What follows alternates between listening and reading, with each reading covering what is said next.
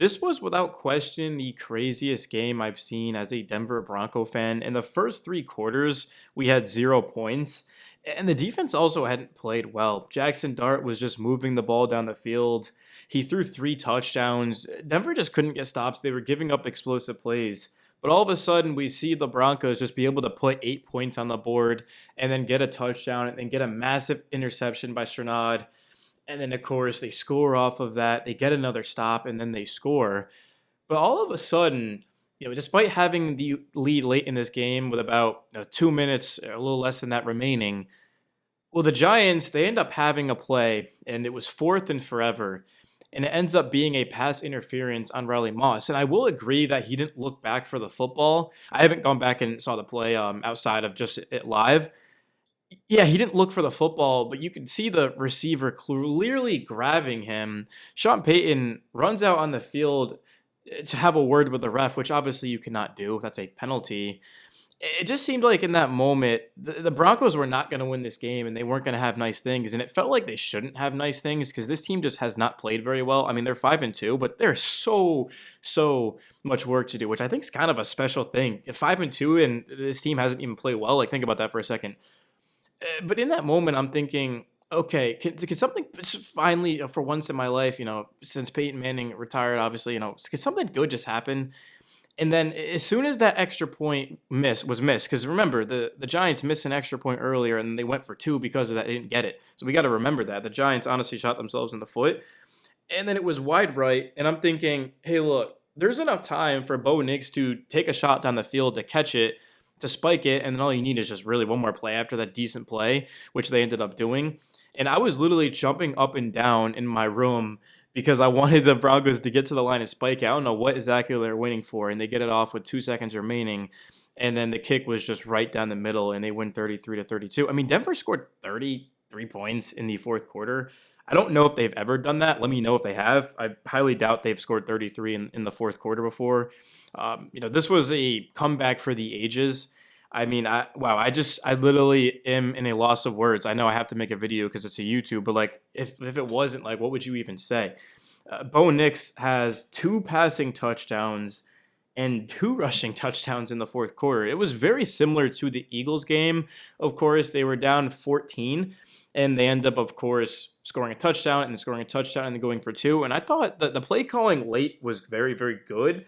The play calling outside of that was horrendous. The play calling has been pretty garbage by Sean Payton.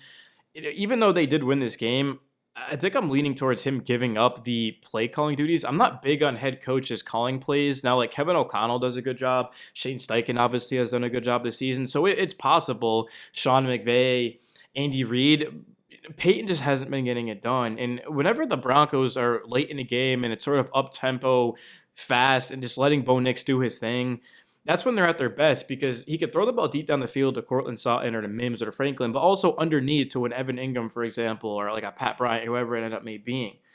Whenever the Broncos have to move quickly, they're at their best. And to me, that's a play calling thing as well. It's just Bo Nix in control. You've got to let him go out there and win you games because at the end of the day, it doesn't matter how elite the Broncos defense is. It doesn't matter how many weapons this team has. If Bo Nix does not get any rhythm and play well, this team has no chance.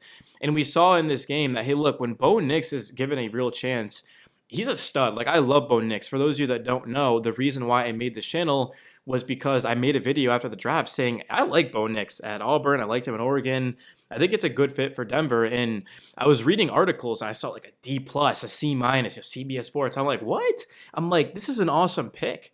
If the Broncos even had an earlier pick, I still think they would have went with Bo Nix. And is Bo Nix Drake May? Who cares, right? I mean, at the end of the day, you can't control that. Drake May, Jaden Daniels. But Bo Nix, man, he's talented. There's no question about it. And you can win a Super Bowl. You can win multiple Super Bowls with Bo Nix if you just trust him. And I need to see Sean Payton start to do that, man. Like these mountain like sweeps and all this garbage. I mean, come on, man. Like I feel like literally a fan could call a better game than Sean Payton to this point. That's how bad it's gotten. So moving forward, I'd like to see Sean just have trust in his quarterback.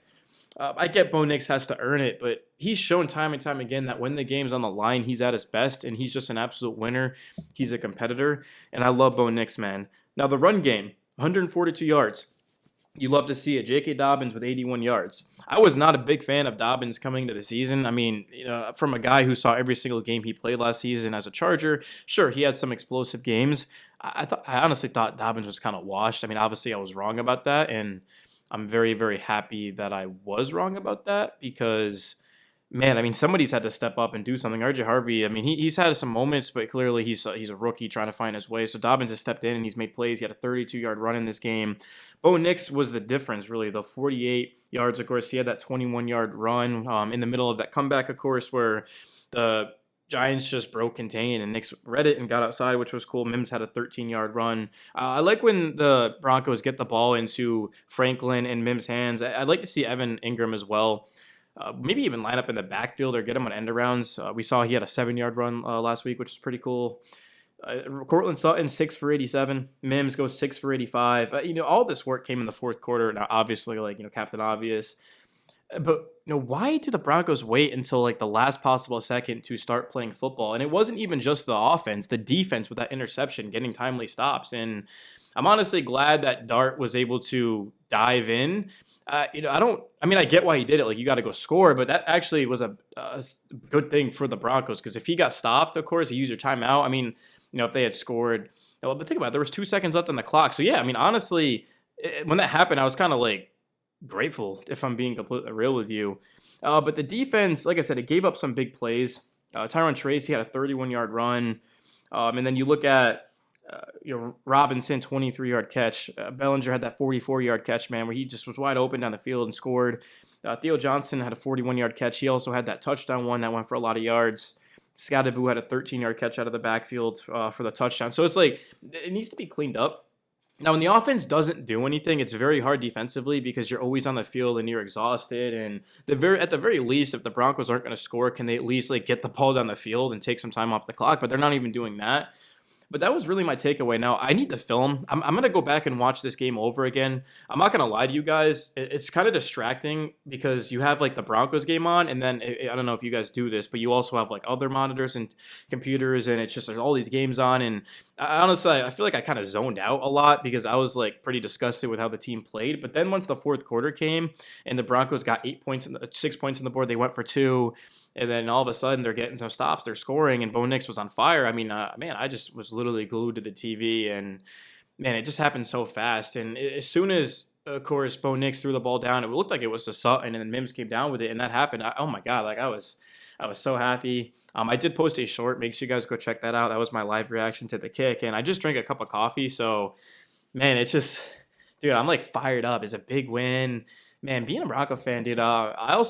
I ordered this Broncos hat right over the weekend. I went out to a bar, had a Broncos hat on. Man, I ended up kissing this girl. It was like the night of my life. So it was a double win. Happy that the Broncos came away with it, man. And I can't wait to break down the film for you guys tomorrow. Hit the like button, subscribe. I'd love to have you be a part of the channel. Join the Discord. We only have one person in there besides me. We were just talking during the game. I'd love to talk to more of you guys. And until next time, my friends, love you guys so much. Go Broncos. Yee!